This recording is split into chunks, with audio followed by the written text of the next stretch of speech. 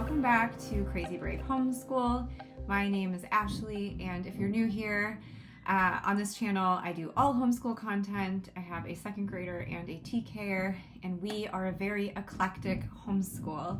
And I'm looking at all the stuff in front of me that I want to talk about, and I'm like, holy moly, we do so much. I am just like a total curriculum junkie, and I love trying out new things. So this is going to be a catch-up video. It's probably going to be a big one too. I did a midterm update or a mid-year update, but I don't know. It's been a couple weeks since I made a video, and I want to catch you guys up on where we're at with everything. So let's get into it before this gets too chatty, because I have a lot of stuff to hit. I'm going to do an update on all of our subjects in this video. Okay, so for our morning basket's going really well. We are doing a whole array of things. About 3 times a week we do musical multiplication. This is a really cool little resource from The Good and the Beautiful. And my kids, you know, they're only in second grade and TK, but they love learning by song. We do songs for continents and oceans, for state capitals, for learning money, and now we're doing it for multiplication. And so they have memorized this whole first book. I think we're going to go on to book B, set B, because they've learned all of the facts in this already. So I really recommend this resource, especially if your learner is struggling with their multiplication facts. This is such a fun way to learn. All right, love that. We have included Mad Libs into our morning basket. The kids love this. They're still learning, I don't know if they would remember what adverb is, or sometimes she knows noun, but maybe plural noun. She's like, what does plural mean again? But this has been a really fun way to teach those parts of speech in addition to our grammar program. And my little guy, my TKer, is learning along the way because he just thinks these are really fun and really funny. My house is chaotic today. In fact, it's been chaotic for weeks, it feels like. I just can't get caught up with cleaning and housework and my job. The kids are on roller skates constantly. My dog is very noisy. The house is a mess. But I'm glad that I am cooping up in this office for a little bit to do this. Oh my God. Okay, if you can just listen past it. We have added in some map work for the kids. We are memorizing our 50 states, and I'm using this resource that I got on Etsy, which are just these flashcards, and then it comes with all the state info. We're not doing so much about the state info. We are just learning where the states are and their abbreviations, and it's going really great. My kids have memorized 10 states. We're just using these little dry erase sheets that I printed out and with a little dry erase marker, and they're really liking it. You know, where's Minnesota? Where's California? And that's just about as much as we're doing. And it's just great. It's going really well. It definitely beats the beautiful feet US geography that we were trying to use, which I think was just too mature for them. This is going a lot better. I've been having my daughter write a sentence a day every morning. Writing isn't just something that's coming naturally to her yet because she's still learning to read, and so I think that she doesn't feel super confident writing down her thoughts or her words. And so I thought this would be a good way to start just working that muscle and building her confidence. So every morning she will just write any sentence. I don't care what it is. I also don't really mark her for spelling. She usually wants to know if she spelled it right, and so I'll tell her. But I really just want her to get more confident, just to know that she can write and that she can use her own creative ways of spelling, and that that's perfectly okay. So this has been a good kind of intro to just getting her to write a little more independently.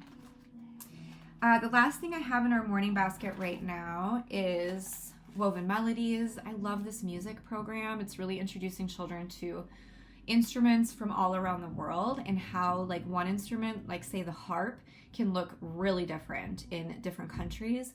Then there's always a composer study for every instrument. It's some composer that's living today who is exceptionally gifted at using that instrument. The kids really enjoy the YouTube videos with this. This is really awesome. We're going to be sticking with this for a while. So that's our morning basket. I'm going to jump into language arts. So something I'll hit before I get into like the phonics and whatever. We started a new novel study. We had read, just for fun, we read Ella Enchanted. It wasn't very fun to read. I really didn't like that book. My daughter stayed with it enough until pretty much the end. I don't think we actually finished it. We decided to watch the movie and didn't finish like the last 20 pages. The book was silly. The movie was even sillier. I'm glad that it's done. But it was fine. Any read aloud is better than no read aloud, in my opinion. But we started a new novel study, Where the Mountain Meets the Moon. I've been really looking forward to this. My daughters really enjoyed learning about Asian culture. We did a Vietnamese geography unit with Blossom and Root. And now we're doing China.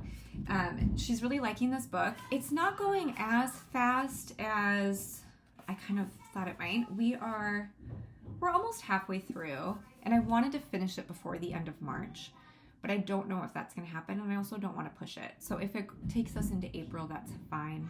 I had plans to maybe move into Peter Pan for April, but if this takes a while, it's okay. It's a great book. It's just like built on lots of folk tales. Sometimes it's a little hard to remember like what's going on because there's so many folk tales within the storyline, but it's been really fun. We've been using the Hearth Magic Lit Guide to go along with it. I have probably done about maybe like a third or a quarter of the activities in here. We've got a little narration notebook that we've paired with it. We haven't done a whole lot in here yet, but she'll just do some narration. And we learned how to write some Chinese letters recently. We have read about Chinese inventions like noodles, the abacus, fireworks, and chopsticks, how those were all inventions that came out of China. We have done, we made peg dolls like of Min Lee and her dragon. That was fun for the kids. We've missed making peg dolls from the Blossom and Root language arts curriculum from last year, so I'm happy to start doing that again with them. The peg dolls, that is. We have, trying to think, I could just look in the guide. Oh, and the thing that is the most exciting is that we have tried our hand at needle felting. This is a handicraft that I've really been wanting to do with the kids, but I didn't know if they were too young because it's dangerous. But I figured I would get a kit and I would just make it, and then I can show them and maybe show them how I'm doing it. And it was recommended to do a needle felting project of maybe like a goldfish, since a goldfish is like one of the main things in this book. So I got one on Amazon. I started doing it and the kids were so quick to jump in. They really wanted to do it. And what's cool is that this kit from Amazon comes with everything you need. It comes with the little finger gloves. It comes with needles. It comes with the felting pad. And then it comes with all the wool that you need, and it came with a really great breakdown of the steps. But this was a very challenging first project, very detailed. So it's not done yet, but here's my little goldfish. And then you have to make all of the fins separately. So like here's some of the fins. And then I have to, hello. Hi honey. And then I have to attach all of the fins on to the goldfish. It's gonna be so cute. The kids love this so much. And my daughter's already said, I wanna get more so I can sell them at the entrepreneur fair with our charter school. So I think I'll get some easier ones for her. And I think it's gonna be great. I think she's gonna be really into it. This is so therapeutic. I really enjoy doing this at the end of the day. They definitely have helped with this, but I've definitely done most of it. So that's our novel study with Where the Mountain Meets the Moon so far. Language arts for my, I'll just hit my son Woody, who's in TK. Today we finished his, his All About Reading. Today was our last lesson. So this program is not meant to be a year long. I think it's like 75 lessons, but anyway, I'm really proud of him. He finished it. And so next week we are starting Letter Mastery from Foundational Phonics, Book 1. He's learned his letter sounds, the most common sounds anyway. But I would like to do just like deepen that. He's not even in kindergarten yet. So he's great. He's doing great. I'm excited to start this with him. This book is really just full of lots of activities for each letter.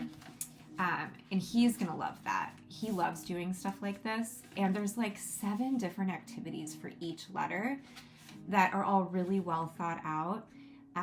There's even sign language. There's like tongue twisters. They show you what your mouth should look like when you're saying the sound, which is great for him because he's speech delayed.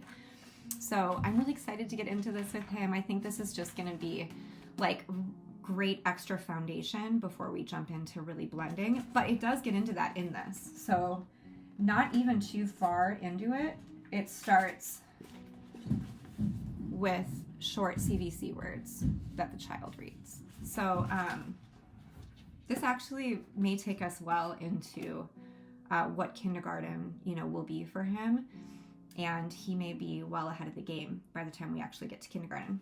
So we'll see. I'm excited. He has also finished, just a couple days ago, he finished Go for the Code Book B. So this is Book C. This is the end of the first group of Explode the Code books before getting into level 1. So he'll be doing level 1 in kindergarten. I'm really proud of him with these. He's really loved them. They're a great fit for him. And we're on the last one.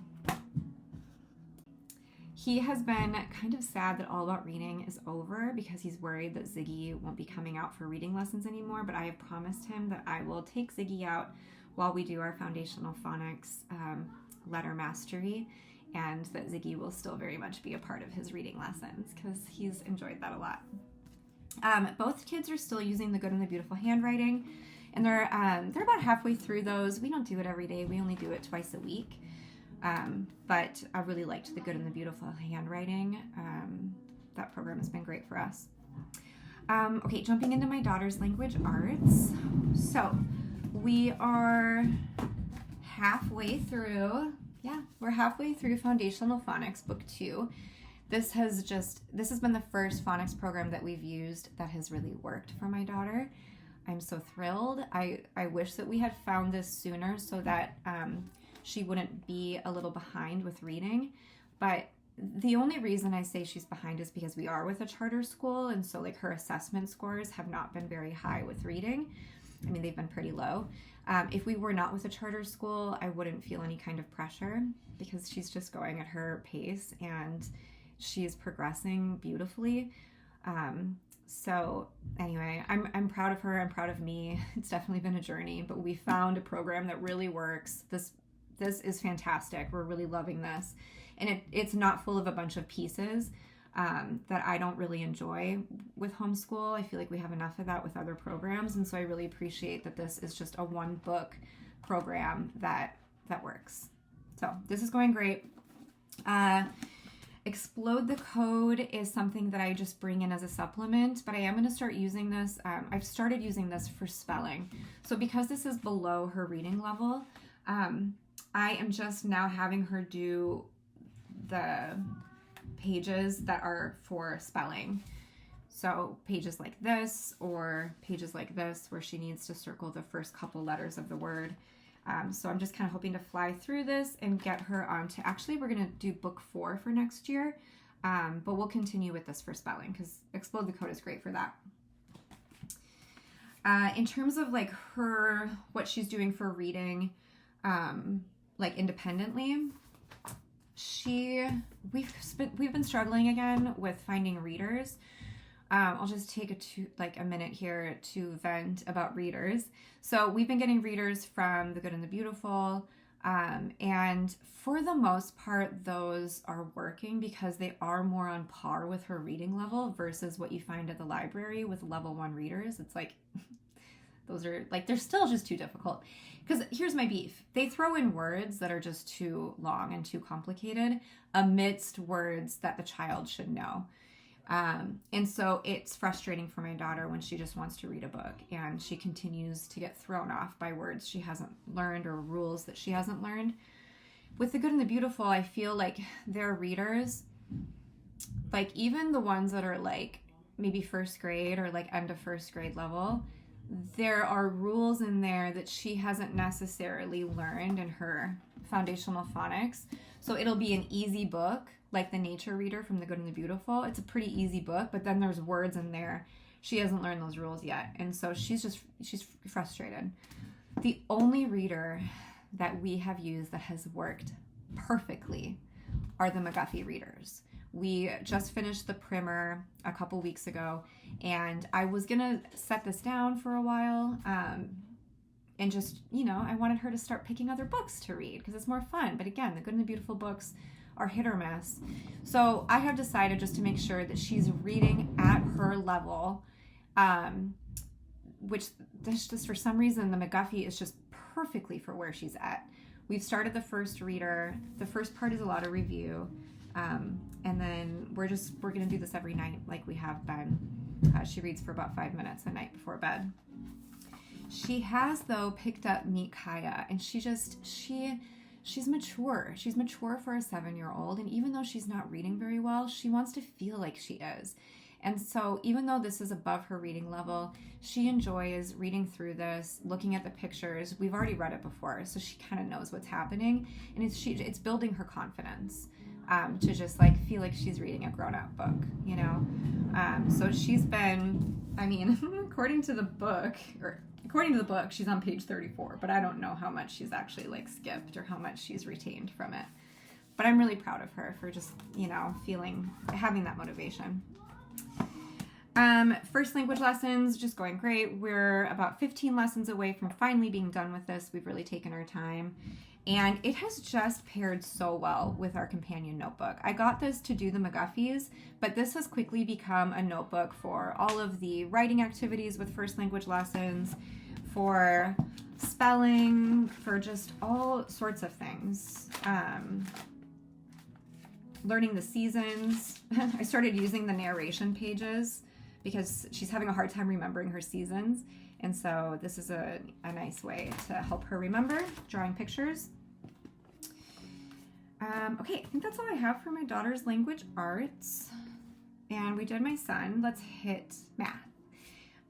My daughter's math hasn't changed. We use Right Start Level B. We are almost done with that program, and we might be starting Level C before the end of the year. She's doing so good.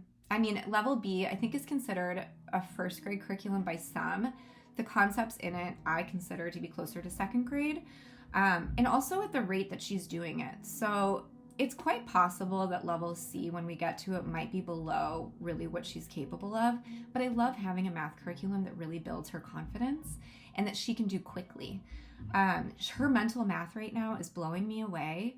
Her 4-digit paper to pen to paper addition, she does so fast. It's just, she's blowing me away with how quick she is with math. I have looked at Level C, and we are easily skipping the first 30 some lessons because it's just too much review. And so I know eventually we'll get to Level D before the end of 3rd grade for sure. For my son, I have put down The Good and the Beautiful math kindergarten. I can't stand this program. And maybe I'm being a little self-centered about it. My son hasn't made a fuss about it. It is a little easy for him. And so it's not very exciting, but it's easy. So he doesn't really complain either because he's just like, oh, okay, I got it.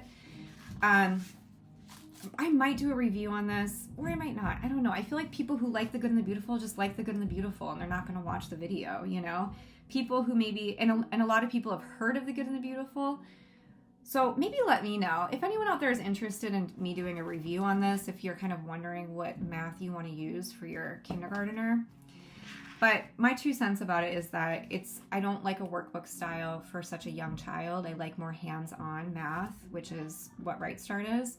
I think there's more number sense when you're more hands-on. This to me is way too much paper, way too much fluff, silly stories that you don't need when you're learning about math. Way too much stuff. Way too many concepts that are just thrown in and taken out and then throw in some other ones, and then you don't come back to that one, and then here, memorize your phone number, but they don't give you any way to memorize it. They just say memorize it. I don't know, the program drives me nuts. So I set it down happily, and we are back to doing Right Start with him. This is level A. I thought that this might be a little too above where he is because he was only 4 years old when we started it, but now he's 5.5, and he, well, 5.25, and he's doing really great with this. It's just more hands-on, it's more fun. So I'm happy to be going back to Right Start for him. Okay, so let's talk about some enrichment. For science right now, so we were doing a bird unit for several weeks. I had planned out this massive bird unit with all of these supplements. It quickly became just like bare boned. A lot of the things just kind of stopped working. The one thing that my children have loved is the nature notebooking that we do every Wednesday for the birds. So especially my son has just like loved this notebooking time every Wednesday, but all three of us do it together. I really enjoy it too. Poppy's definitely into it, but we will choose a different bird. Usually we'll choose them from the bird cards that I've shown in previous videos. I got them from Riverbend Press. They are bird cards that match the Burgess Bird Book. We're not reading that book anymore. We're just choosing a different bird every week and painting it. So this is Woody's Mourning Dove. This is his Scarlet Tanager. I don't know how to say that. He's been loving this so much. Great Horned Owl, Blackbird. And even on days that aren't our notebooking day, he will ask to do a bird painting. He's my little artist. That last week we were doing eggs.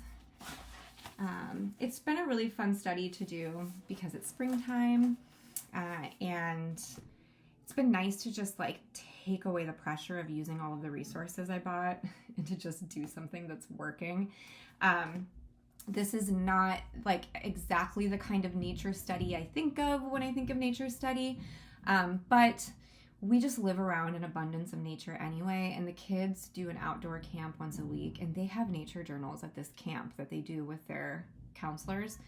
And so really it's covered, you know? And so this is just like an extra part nature, part art study that's been going so well. This little collection of birds that they have made is going to be really special.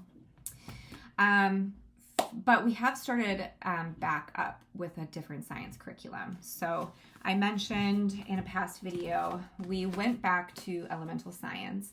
I had posted a video several months ago that this program was not really working for us. I thought it had way too much busy work. But when the bird unit started to kind of flop, I looked back at this program and I'm like, I don't want to miss out on the anatomy unit. There's 10 weeks of a human body unit. And I just figured this would be a fun unit for my kids, and they do enjoy science. We've just kind of struggled to find a program that I really like. So I figured we have it, let's go back to it for 10 weeks, and I'm so glad that we have.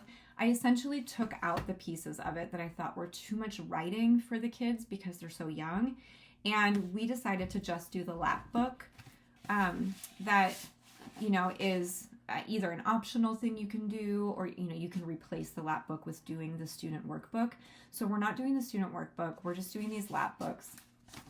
Poppy's is so funny. See what I mean? She's very mature in her crop top. But these are cute. So we have studied skin and the skeletal system and the muscular system, and the kids are definitely enjoying this program. I will say that the experiments with this have been pretty lackluster, which they were in the beginning too. There are a lot of fun experiments you can do with the human body, so I've been a little surprised. I feel like I could find better stuff on Pinterest than what has been paired with this. But anyway, we have 6 weeks to go, maybe 5 weeks. I forget what week we're on. So hopefully the experiments will pick up a little bit. But my son, who's only 5, he's really been enjoying this as well. So in addition to the lap books, we also have these large life-size posters that I just did on drawing paper.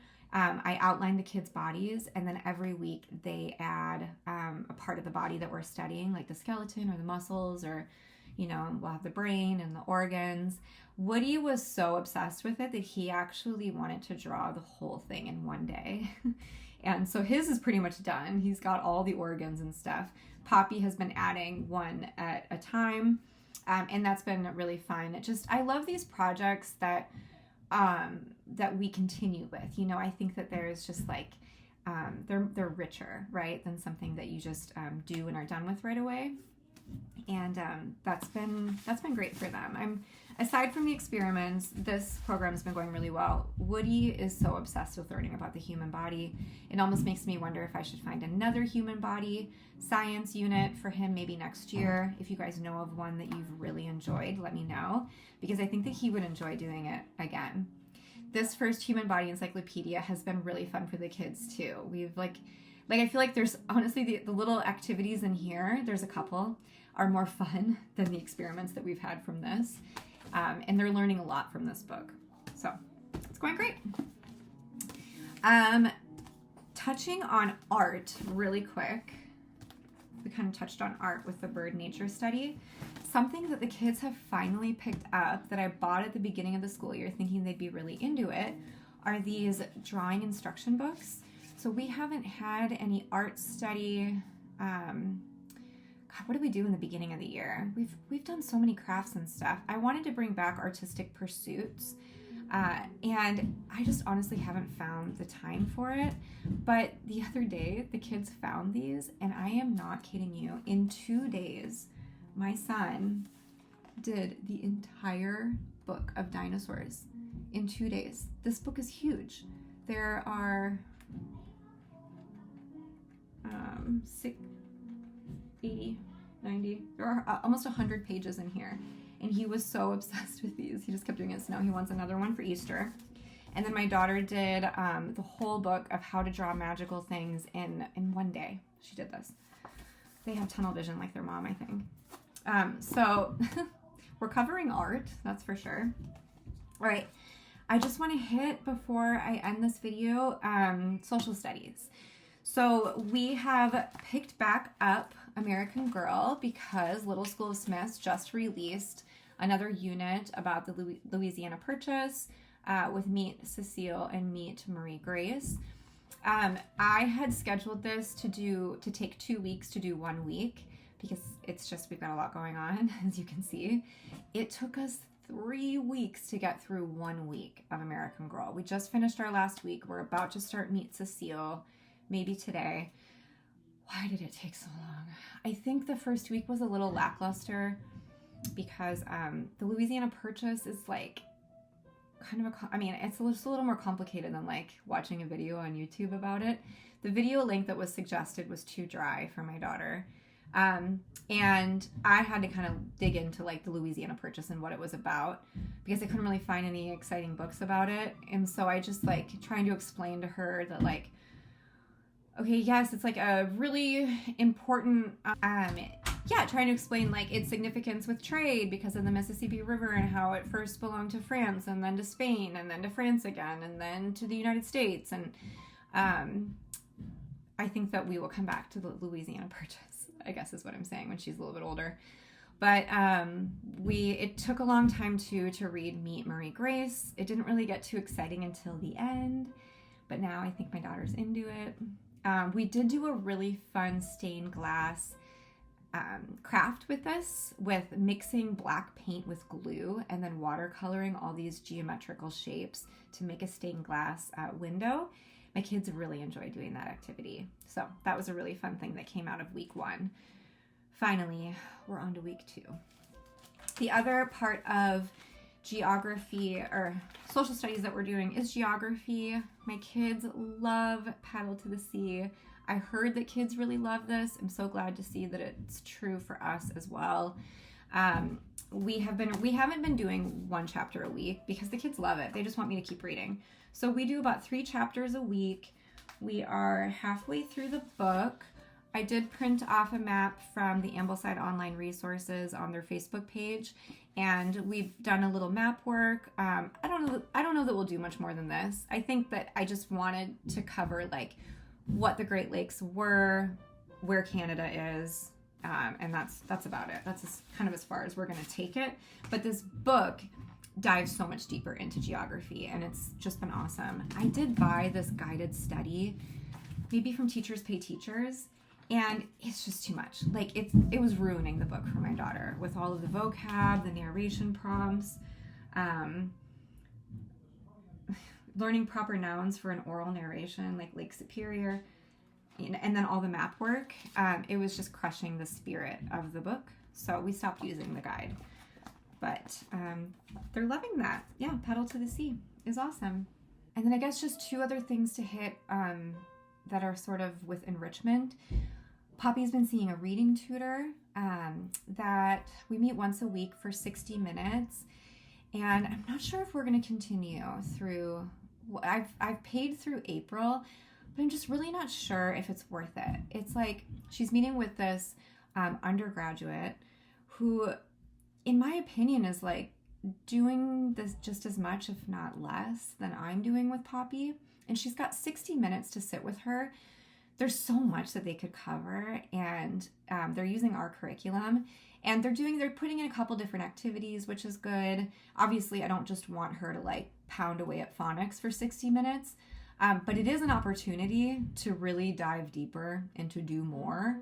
And like, that's the whole point. And I feel like they are doing less than what I do with her in like a 15-minute lesson. So it's interrupting our school day big time to have to go to the library to meet this tutor. And we're paying for it with our charter school funds, so that's great. But I just don't know if it's worth it. I think Poppy's doing great at home with me. We finally have something that's like working. So we'll do it through April, and then I might cut it. Another thing I'm wondering if we're going to stick with is piano. I haven't really mentioned this before. My daughter has been taking piano lessons for about 5 months. The whole setup is so great. We have this like beautiful English woman who is so good on the piano in her little cottage where we live with her cat and her, sweaters that are thrown over the piano bench. Like the whole scene is so cozy and so charming, and she's so lovely. And Poppy's really good at piano, but she really wants to quit. She says it's just not speaking to her heart. She doesn't want to know. She doesn't want to keep going with it. And I said, no. I said, I really want you to stick with it for a little while. I wish that my mom had encouraged me to stick with things more so that I really could become skilled at something. I said that she has to do it for a year and that we can revisit the conversation when she turns 8. So I'm curious to know what you guys think. I mean, I know this is it's a parenting decision, and like, obviously everyone's going to have their own ways of going about it, but I'm curious if you guys have like really encouraged your kids to stick with things that they are not liking, especially if they're talented at it, or if they're really young at this age and you just treat it more like, okay, whatever, that's fine, we'll try something new. It's important for me that she plays a musical instrument in our school, so if it's not piano, it's going to be something else. Piano is such a great foundation for learning other instruments and how to sing. So I don't know. Not sure what we'll do. Oh, one more thing. Happy spring equinox. It was yesterday. And we did a fun little activity for the equinox. You can't really see it very well, but we took an egg and we cracked it in half. Or maybe just more towards the top. We dumped out the yolk, and then we put some dirt in here, and we put some seeds. We did a money plant. We're doing a little bit of spring equinox magic here with planting the money plant seeds to hopefully bring us abundance and prosperity. And then the kids watered it and put it out in the sun, and once it starts to grow, you can transfer the egg into the ground or a pot, kind of crack the bottom of it so that the roots can grow out. And eggshells are so great for growing plants that I thought this was a really cute activity. So if anyone's looking for a little springy thing to do with your kiddos, this was fun. All right, you guys, I knew this would be long. I'm going to shut it off here. And all right, take care, you guys. and I will see you soon. Bye.